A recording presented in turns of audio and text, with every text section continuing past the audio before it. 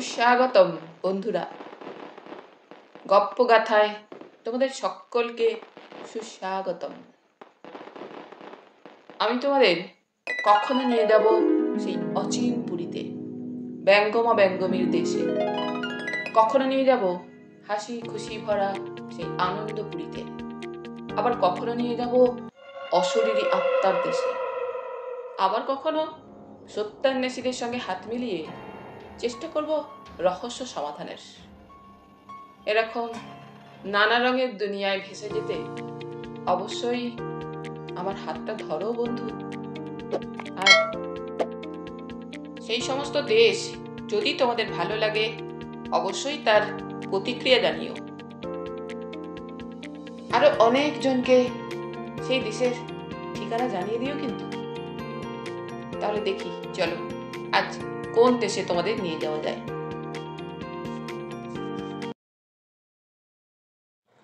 আজ তোমাদের নিয়ে যাব অশরীরী আত্মার দেশে। শুরু করছি আজকের গল্প ত্রৈলোক্যনাথ মুখোপাধ্যায়ের লেখা ভূতের গল্প, পিঠে পার্বণে চীনে ভূত। রাধামাধব গুপ্ত তাহার মাতুলের সহিত সাক্ষাৎ করিতে আসিয়াছেন। মাতুল ব্রহ্মদেশে কোন স্থানের ডাক্তার ছিলেন। অস্ত্রচিকিৎসায় তাহার বিশেষ নৈপুণ্য ছিল। বৃদ্ধ বয়সে কর্ম পরিত্যাগ করিয়া তিনি দেশে আসিয়াছেন।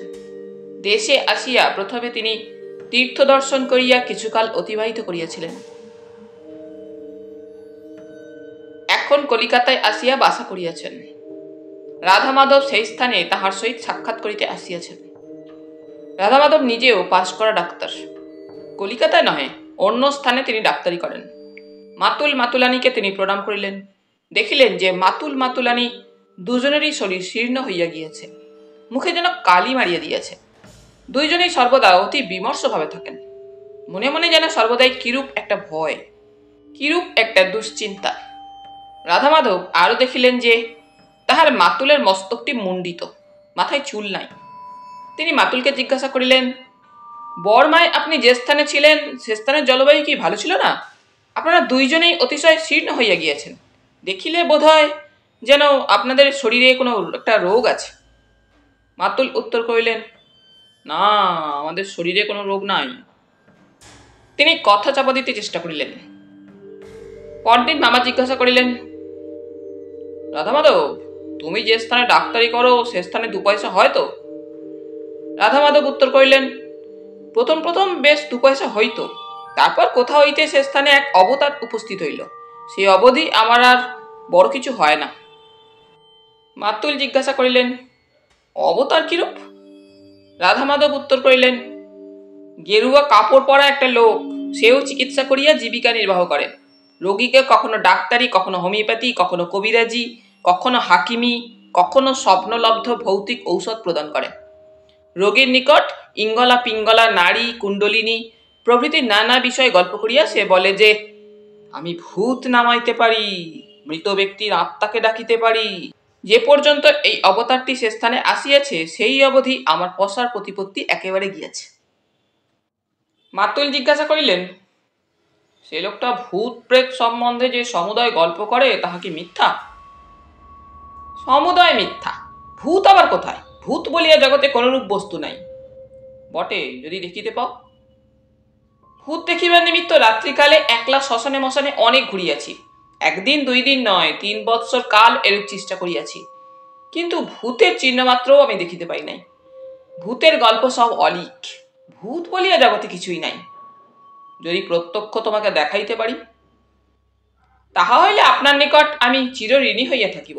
পরকালের প্রতি আমার বিশ্বাস নাই। যদি ভূত দেখিতে পাই তাহা হইলে পরকাল সম্বন্ধে আমার মনের সন্দেহ দূর হয়। না, তুমি ছেলে মানুষ, তাই ওরূপ কথা বলিতেছ। কাজ নাই, শেষে একটি বিপদ ঘটিবে। রাধামাধব মাতুলকে জোর করিয়া ধরিলেন। তিনি বলিলেন, যদি যথার্থই আপনি আমাকে ভূত দেখাইতে পারেন তাহা হইলে দেখাইতেই হইবে। আমি আপনাকে কিছুতেই ছাড়িব না।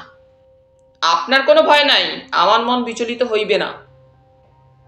মামা ভাগিনে মতে যখন এইরূপ কথাবার্তা হইতেছিল তখন রাত্রি 10টা বাজিয়া গিয়াছে। মাতুল যখন দেখিলেন যে রাধামাধব তাহাকে কিছুতেই ছাড়িলেন না, তখন তিনি বলিলেন, তবে আমার সঙ্গে এসো। রাধা মাধবকে লইয়া মাতুল বড় একটা ঘরের দ্বারে গিয়া তালা খুলিলেন। ঘরের ভিতর প্রবেশ করিয়া রাধা মাধব দেখিলেন যে দেওয়ালের গায়ে দুই দিকে কাঠের আলমারি আছে। আলমারিতে 2 স্তর কাঠের সেলফ, আর তাহার উপর অনেকগুলি ছোট বড় শিশি রহিয়াছে। কোন শিশিতে মানুষের পা, কোনটিতে চক্ষু, কোনটিতে পাথুরি, কোনটিতে অস্থি, মনুষ্য দেহের নানারূপ অঙ্গ প্রত্যঙ্গ রহিয়াছে। মাতুল কহিলেন, এ আমার বাই, আমি নিজ হাতে যত কিছু কাটিয়াছি কুটিয়াছি তাহা স্পিরিটে রাখিয়া দিয়াছি। ইহা অপেক্ষা আরো অনেক অঙ্গ প্রত্যঙ্গ ছিল। আমার বাড়িতে একবার আগুন লাগিয়া তাহার অধিকাংশ নষ্ট হইয়া গিয়াছে। ঘরে একখানি কোচ ছিল। মাতুল বললেন, এই কোচের উপর তোমায় আমি বিছানা করিয়া দিতেছি। এই ঘরে একলা শুইতে পারিবে। একটি ল্যাম্প আনিয়া দিতেছি, ল্যাম্প জ্বলিতে থাকুক, অন্ধকারে থাকিয়া কাজ নাই। রাধা মাধব উত্তর করিলেন, স্বচ্ছন্দে আমি এই ঘরে একলা শুইয়া থাকিব। বেশ কথা, তুমি কিছু দেখিবে কি না দেখিবে সে কথা এখন তোমাকে বলিব না। মাতুল নিজ হাতে কোচের উপর বিছানা করিয়া দিয়া বললেন, রাধা মাধব, এখন আমি চলিলাম। পাশের ঘরেই আমি শয়ন করি, আবশ্যক হইলে আমাকে ডাকিবে। মাতুল প্রস্থান করিলে রাধা মাধব ঘরের দ্বার বন্ধ করিয়া দিলেন। তাহার পর ঘরের অন্যান্য দ্বার জানালা ভালোরূপ বন্ধ আছে কিনা তাহাও পরীক্ষা করিয়া দেখিলেন। অবশেষে ল্যাম্পের আলো কমাইয়া দিলেন। ল্যাম্প মিটমিট করিয়া জ্বলিতে লাগিল, কিন্তু ঘরের সকল বস্তু স্পষ্টভাবে দেখা যাইতে লাগিল। কোচের উপর রাধা মাধব শয়ন করিলেন ও 1 ঘণ্টা পরই তিনি ঘোর নিদ্রায় অভিভূত হইয়া পড়িলেন। কতক্ষণ নিদ্রা গিয়াছিলেন তাহা তিনি বলিতে পারেন না।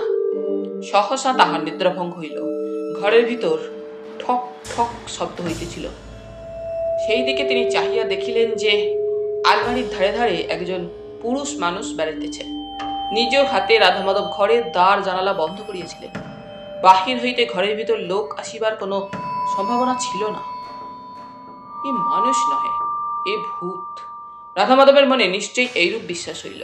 ভয়ে প্রাণের ভিতর তাহার গুড়গুড় করিয়া উঠিল। চিৎকার করিয়া ফেলেন আর কি। এমন সময় মনকে দৃঢ় করিয়া ভাবিতে লাগিলেন, পৃথিবীতে ভূত নাই, থাকিলেও তাকে আমি ভয় করি না। চিরকাল লোকের নিকট আমি এইরূপ মুখে সাপোর্ট করিয়াছি। আজ যদি ভয় বিহ্বল হইয়া চিৎকার করিয়া ফেলি তাহা হইলে সকলের নিকট আমি হাস্যাস্পদ হইব। অতএব প্রাণ থাকে আর যায়, কিছুতেই আমি চিৎকার করিব না। রাধা মাধব এইরূপ মনকে আশ্বাস দিয়া ভূত কি করে চুপ করিয়া দেখিতে লাগিলেন। আলমারির উপর যে সমুদয় শিশি সাজানো ছিল, ভূত একে একে সেই সমুদয় শিশি অতি মনোযোগের সহিত নিরীক্ষণ করিয়া দেখিতে লাগিল। ঘরের অপর পার্শ্ব হইতে শিশি দেখিতে দেখিতে ভূত রাধা মাধবের দিকে ক্রমে অগ্রসর হইতে লাগিল। রাধা মাধব দেখিলেন যে ভূতটির মাথা ন্যাড়া, তাহার পশ্চাৎ দিকে লম্বা বেনি ঝুলিতেছে। বিনুনি দেখিয়া রাধা মাধব ভাবিলেন, এটা দেশি ভূত নহে, চীনে ভূত। আলমারির ধারে ধারে ঘরের 2 দিক ঘুরিয়া ভূত একে একে সমস্ত শিশিগুলি নিরীক্ষণ করিয়া দেখিল। যখন সমুদয় শিশি দেখা হইয়া গেল, তখন সে ঘোর দুঃখসূচক এক দীর্ঘ নিঃশ্বাস পরিত্যাগ করিল। তাহার মুখ বিষণ্ণ হইল, তাহার চক্ষু দিয়া ফোঁটায় ফোঁটায় জল পড়িতে লাগিল। তাহার পর কোচের নিকট আসিয়া রাধা মাধবের সম্মুখে দাঁড়াইল ও অতিশয় ক্ষুণ্ণ মনে আপনার হাত 2টি তুলিয়া যেন কি দেখাইল। হাত 2টি নহে, 1.5টি হাত। রাধা মাধব দেখিলেন যে তাহার দক্ষিণ হাতের আধখানি আছে, জামার আস্তিন কেবল কনুই পর্যন্ত উঠিল, অবশিষ্ট ভাগ ঝুলিয়া পড়িল, কারণ তাহার ভিতর হাত ছিল না। ভয়ে রাধা মাধব অচেতন প্রায় হইলেন। তাহার সর্বশরীর ঘর্মে সিক্ত হইয়া গেল। চিৎকার করতে গেলেন আর কি, এমন সময় ভূত অদৃশ্য হইয়া গেল। সে রাত্রিতে আর কোনো উপদ্রব হইল না। প্রভাত হইলে মাতুলের সহিত তাঁর সাক্ষাৎ হইল। মাতুল কহিলেন, রাত্রিতে তুমি যে কিছু দেখিয়াছ, তোমার মুখ দেখিয়া তাহা আমি বুঝিতে পারিয়াছি। ইহার সবিশেষ বিবরণ আজ দিনের বেলা তোমাকে আমি প্রদান করিব। সেই দিন আহারের পর ভাগিনেও এক স্থানে বসিয়া গল্পগাছা করিতে লাগিলেন। মাতুল বলিলেন, বর্মায় যে স্থানে আমি কাজ করিতাম, সে স্থানের হাসপাতাল আমার অধীনে ছিল। নিম্নপদস্থ ডাক্তারগণ বৃহৎ বৃহৎ অস্ত্র চিকিৎসা করিতে বড় সুবিধা পান না, কিন্তু এই হাসপাতালে আমার সে সুবিধা ছিল। অনেক বড় বড় অস্ত্রচিকিৎসা আমি করিয়াছি। কোনো লোকের অঙ্গচ্ছেদন করিয়া সেই কর্তৃত অঙ্গটি স্পিরিটপূর্ণ শিশির ভিতর রাখা আমার বাই ছিল। যে ঘরে গত রাত্রিতে তুমি শয়ন করিয়াছিলে সেই ঘরে সেই রূপ অনেকগুলি অঙ্গ প্রত্যঙ্গ আছে। বর্মা, চীনের নিকট, চীন দেশের অনেক লোক এদেশে বাস করিয়াছে। একদিন একজন চীনে ম্যান আমার হাসপাতালে আসিয়া উপস্থিত হইল। দেখিলাম যে তাহার দক্ষিণ হাতটির কনুই পর্যন্ত পচিয়া গিয়াছে। আমি তাহাকে বলিলাম যে হাতটি কাটিয়া না ফেলিলে কিছুতেই তোমার প্রাণ রক্ষা হইবে না। প্রথমে সে কথায় সে সম্মত হইল না। তাহার পর যখন দেখিল যে হাত না কাটিলে তাহার প্রাণ কিছুতেই বাঁচিবে না, তখন সে অগত্যা সম্মত হইল। অজ্ঞান করিয়া কনুই পর্যন্ত আমি তাহার হাত কাটিয়া ফেললাম। তাহার পর সেই হাত যথারীতি সুরাপূর্ণ শিশিতে রাখিলাম। জ্ঞান হইবা মাত্র চীনে রোগী আপনার কাটা হাত দেখিতে চাইল। পাছে ভয় পায়, সেজন্য প্রথম আমি তাহাকে দেখাইতে চাহিলাম না। কিন্তু কাটা হাত দেখিবার জন্য সে এত কাতর হইল যে তাহাকে না দেখাইয়া আমি থাকিতে পারিলাম না। শিশিটি বাম হাত দিয়া সে অনেকক্ষণ নাড়িয়া চাড়িয়া দেখিল। তাহার পর একটি দীর্ঘ নিঃশ্বাস ফেলিয়া রাখিয়া দিল।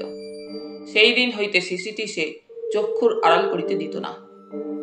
আর দিনের মধ্যে অনেকবার তাহাকে খাটের উপর তুলিয়া অতি স্নেহের সহিত নাড়িয়া চাড়িয়া দেখিত। কিছুদিন পরে সে আরোগ্য লাভ করিল। হাসপাতাল হইতে যাইবার পূর্বে আমি তামাশা ছলে তাহাকে জিজ্ঞাসা করিলাম, ডাক্তারকে বিদায় করিবে না? চীনে উত্তর করিল, আমি দুঃখী লোক, আমি আপনাকে কি দিতে পারি?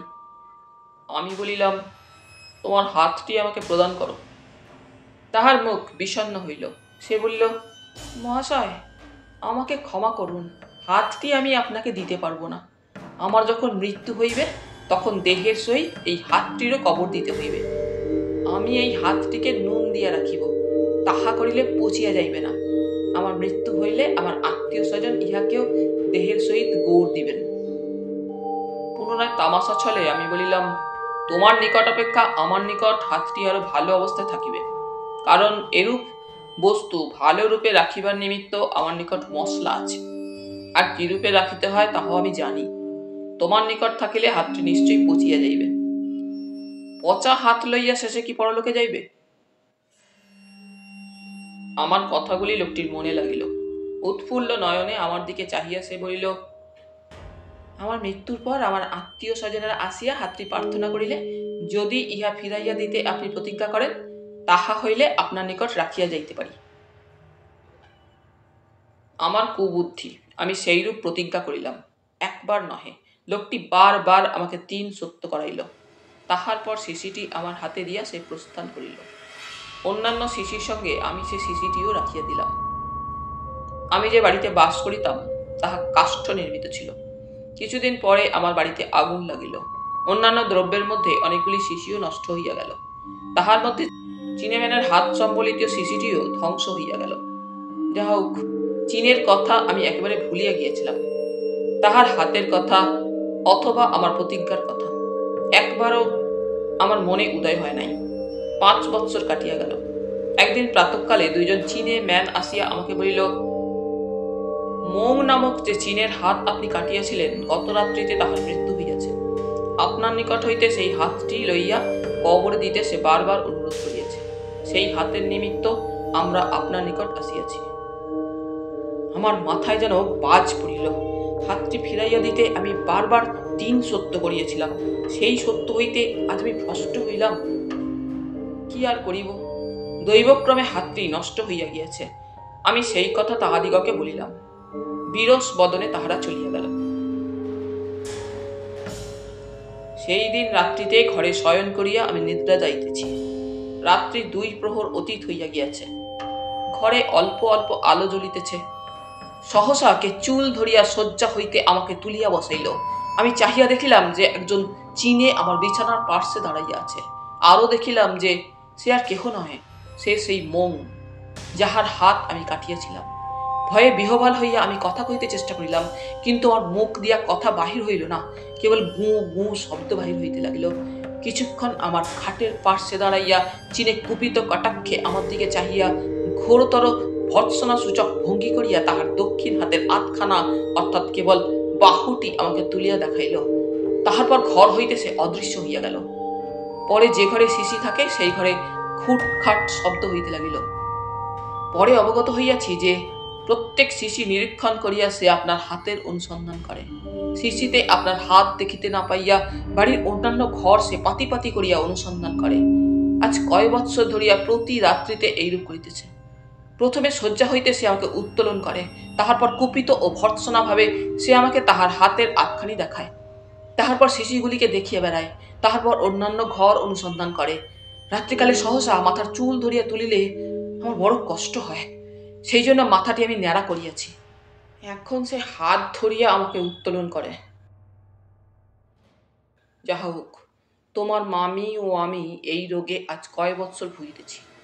এই রোগের জন্য কর্ম পরিত্যাগ করিয়া দেশে আসিয়াছি, কিন্তু চীনে ভূত আমার সঙ্গে সঙ্গে আসিয়াছে।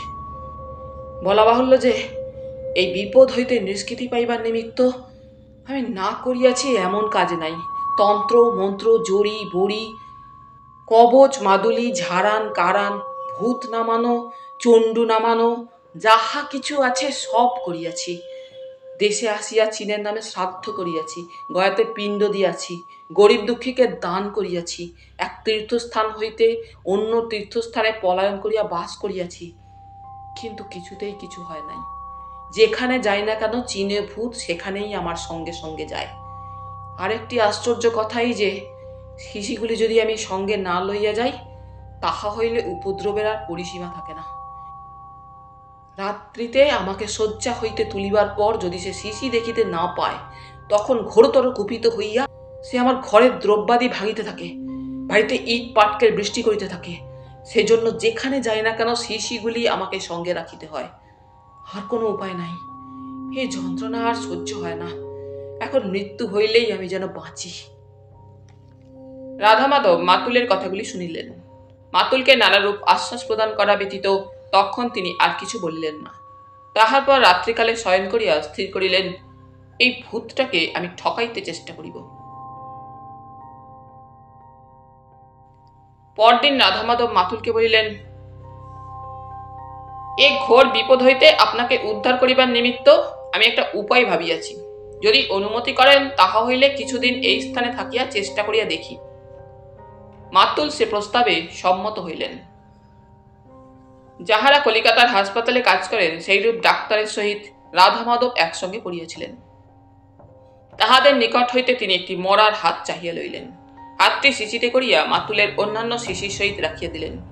কি হয় তাহা দেখিবার নিমিত্ত সে রাত্রিতে পুনরায় সেই কোচের উপর তিনি শয়ন করিলেন। রাত্রি 2 প্রহর অতীত হইয়া গেল। কিছুক্ষণ পরে মাতুলের ঘরে তিনি ভূতের শব্দ পাইলেন। তাহার পর চীনে ভূত যথারীতি সেই শিশির ঘরে আসিয়া উপস্থিত হইল। যথারীতি একে একে সমুদয় শিশিগুলি সে নিরীক্ষণ করিয়া দেখিতে লাগিল। যে শিশির ভিতর রাধা মাধব সেই হাতটি রাখিয়াছিলেন, ভূত আসিয়া তাহার সম্মুখে দাঁড়াইল। শিশির ভিতর হাত দেখিয়া আনন্দে তাহার মুখ প্রফুল্ল হইল। শিশিটি সে বাম হাতে তুলিয়া মনোযোগ পূর্বক দেখিতে লাগিল। কিছুক্ষণ দেখিয়া রাগে তাহার মুখ রক্তবর্ণ হইল। রাগে সে শিশিটি দূরে ভূমির উপর নিক্ষেপ করিল। শিশিটি ভাঙিয়া গেল, ভূত অদৃশ্য হইল। রাধা মাধবের চেষ্টা বিফল হইল। ভূত প্রতারিত হইল না। কেন এইরূপ হইল রাধা মাধব তাহা ভাবিতে লাগিলেন। ভাবিয়া চিন্তিয়া অবশেষে তিনি স্থির করিলেন যে বাঙালি অথবা হিন্দুস্থানীর হস্ত দ্বারা ভূতকে ভুলাইতে পারা যাইবে না। আসল চীনা ম্যানের হাত চাই, কিন্তু হাসপাতালে চীনা ম্যানের হাত অত সহজে পাওয়া যায় না। তথাপি রাধা মাধব নিরাশ হইলেন না। এইরূপ একটি হাতের জন্য বন্ধুদিগকে তিনি বলিয়া রাখিলেন। দৈবক্রমে এই সময় একজন চীনে সূত্রধর তেতলার ভাড়া হইতে পড়িয়া গিয়েছিল। সে একেবারে মরে নাই, তাহার একটি হাত চূর্ণ হইয়া গিয়েছিল। সেই হাতটি ছেদন করা হইল। রাধা মাধব সেই হাতটি পাইলেন। পূর্বের মতো হাতটি শিশিতে রাখিয়া পুনরায় তিনি কোচের উপর শয়ন করিয়া রহিলেন। রাত্রি 2 প্রহরের পর ভূত যথারীতি উপস্থিত হইয়া শিশিগুলি পরীক্ষা করিয়া দেখিতে লাগিল। হস্ত সম্বলিত শিশি দেখিয়া আজও প্রথম তাহার মনে আনন্দ হইল, কিন্তু আজও সে পূর্বের ন্যায় কুপিত হইয়া শিশিটি আটকাইয়া ফেলিয়া দিল। শিশিটি ভাঙিয়া গেল। রাধা মাধবের চেষ্টা এবারও বিফল হইল। কেন এমন হইল তা তিনি বুঝিতে পারিলেন না। পরদিন প্রাতঃকালে মাতুল ও তিনি হাতটি ভূমি হইতে তুলিয়া নিরীক্ষণ করিয়া দেখিতে লাগিলেন। কিছুক্ষণ দেখিয়া মাতুল বলিলেন, ও বুঝিয়াছি, এইটা বাম হাত। চীনে ভূতের দক্ষিণ হাত কি আছে? বাম হাত দেখিয়া সে জানিতে পারিয়াছে যে এটা জাল হাত, তাহার নিজের হাত নয়। সেই জন্য সে রাগ করিয়া ফেলিয়া দিয়েছে। রাধা মাধব বুঝিলেন যে ইহাই প্রকৃত কারণ বটে। সেই দিন হইতে চীনাম্যানের দক্ষিণ হাতের জন্য তিনি সন্ধান করিতে লাগিলেন, কিন্তু 1 মাস গত হইয়া গেল, তথাপি এরূপ হাতের জোগাড় করিতে পারিলেন না। এমন সময় চীনের লড়াই আরম্ভ হইল। কলিকাতা হইতে যে সমুদায় জাহাজ চীন দেশে গমন করে, সেইরূপ জাহাজের একজন খালাসির সহিত রাধা মাধব আলাপ করিয়া তাহাকে বলিলেন, আরবপূর্ণ একটি শিশি তোমাকে দিতেছি, অস্ত্রাঘাতে হত হইয়াছে। এরূপ চীনে পুরুষ মানুষের দক্ষিণ হাত যদি তুমি এই শিশির ভিতর করিয়া আনিয়া দিতে পারো, তাহা হইলে তোমাকে আমি 100 টাকা পুরস্কার দিব। খালাসি সম্মত হইল। অস্ত্রাঘাতে সে সময় অনেক চীনে মৃত্যু মুখে পতিত হইয়াছিল। সুতরাং এরূপ একটি হাতের জোগাড় করিতে খালাসিকে অধিক কষ্ট পাইতে হয় নাই। 2 মাস পরে সেই আরবপূর্ণ শিশি করিয়া একজন চীনে মানে দক্ষিণ হস্ত সে রাধা মাধবকে আনিয়া দিল। শিশিটি রাধা মাধব অন্যান্য শিশির সহিত রাখিয়া পূর্বের ন্যায় সেই ঘরে শয়ন করিয়া রহিলেন। পূর্বের ন্যায় যথাসময়ে ভূত আসিয়া একে একে শিশিগুলি পরীক্ষা করিয়া দেখিতে লাগিল। পূর্বের ন্যায় আজও সে হস্ত সম্বলিত শিশিটি হাতে লইয়া নিরীক্ষণ করিয়া দেখিতে লাগিল, কিন্তু আজ তাহার মুখে ক্রোধের লক্ষণ উদয় হইল না। আজ সে ক্রোধে শিশিটি আছড়াইয়া ফেলিল না। আনন্দের উপর আনন্দে আজ তাহার মুখশ্রী প্রফুল্ল হইতে প্রফুল্লতর হইতে লাগিল।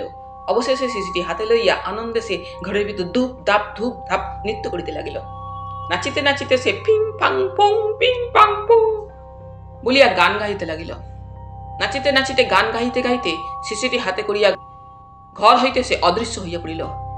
রাধা মাধব তাড়াতাড়ি মাতুলকে ডাকিয়া সেই সুসমাচার প্রদান করিলেন, কিন্তু চীনে ভূত তখনও বাটি হইতে যায় নাই।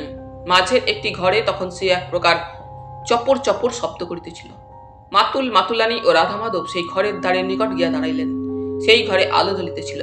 ঘরের ফাঁক দিয়া সকলে দেখিলেন যে ঘরের মাঝখানে বসিয়া চীনে ভূত থালা ও অনেকগুলি বাটি হইতে কি সব আহার করিতেছে। মাতুলানি তখন হাসিয়া বলিলেন, আজ পৌষ সংক্রান্তি, আজ আমি নানারূপ পিষ্টক প্রস্তুত করিয়াছিলাম, তাই মনে করিলাম যে আহা, ওই চীনে ভূতটি প্রতিদিন আমাদের বাটিতে আসে, তাকে কিছু দিব না। তাই থালা ও বাটিতে নানারূপ পিঠে ও পরমান্ন তাহার জন্য সাজাইয়া রাখিয়াছিলাম। মনের আনন্দে বসিয়া বসিয়া সে তাই খাইতেছে। পিষ্টকাদি আহার করিয়া চীনে ভূত পরম পরিতোষ লাভ করিল। তাহার পর সে চলিয়া গেল। সেই দিন হইতে মাতুলের বাটিতে আর চীনে ভূতের উপদ্রব হয় নাই। মাতুল ও মাতুলানির শরীর ও মন সুস্থ হইল। পরম সুখে তাহারা দিন যাপন করিতে লাগিলেন। মাতুল এখন মাথার চুল রাখিয়াছেন। বন্ধুরা, আজকের মতো গল্প শেষ। আবার ফিরব পরের পর্বে। তোমাদের নিয়ে যাব অন্য কোনো দেশে। গল্প কেমন লাগছে জানাতে তোমরা ভুলো না কিন্তু। তোমরা সকলে খুব খুব ভালো থেকো। ধন্যবাদ।